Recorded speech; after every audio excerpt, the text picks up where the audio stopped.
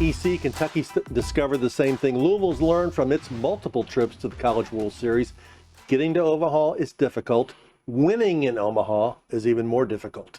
Cats won their first game, lost 2, came home last night. What did Kentucky, what takeaway, what did they learn from this breakthrough season? Well, I think the first thing everybody learned is that it is special to go to Omaha. And I think we saw Kentucky already had a great fan base. And they already had a lot of enthusiasm. And they had credit to them, Mitch Barnhart, for the investment that they've done in baseball, building Kentucky Proud Park, which is a great facility.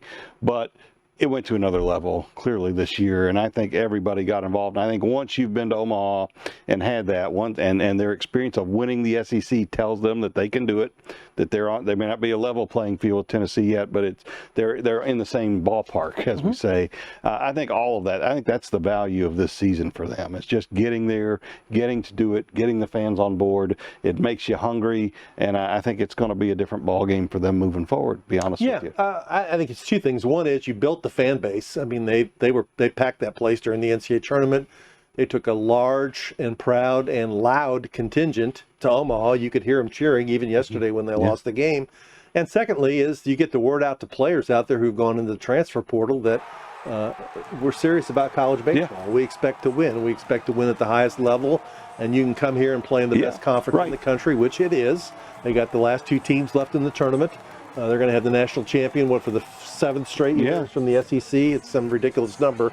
But if you want to play against the best, come here and play. It's the northernmost city in the SEC, but that's no longer an obstacle because they've built facilities that I think to help overcome that. Yeah, I mean, and that's a big part of it. It is a great commercial for the program. All of a sudden, you are a live option in that league as opposed to just a second-tier SEC school. And their facilities got on television a lot, and they played a fun type of baseball. I mean, that was part of the team's brand all season. They didn't have a lot of fun in that last game, and that was a tough way to end what had been just a party of a season for Kentucky.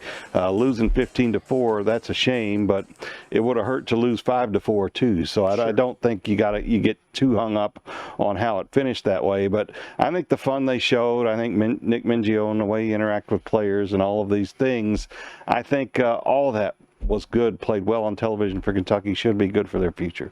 And the next thing will be they'll have some guys drafted in the Major League Baseball draft next month, led by left fielder Ryan Waldschmidt, and that gets more publicity out there for your team, saying you can come here, you can go to Omaha, and you can make it to the major leagues, or at least fight your way through the minor leagues. So, yeah, a salute to them, and hopefully Louisville will get their program back going again, and we can get both of them in the College World Series at 1 year. Yeah, that's, Louisville has kind of been the first in some of these sports. It was, the first to go to women's basketball Final Four. They made a College Cup in soccer. They went to the College World Series. I think as the SEC becomes more ascendant, Kentucky has hired a great women's basketball coach. You will see Kentucky follow in those footsteps too. You can catch every episode of Overtime on WDRB+. Download the app on your phone or TV today.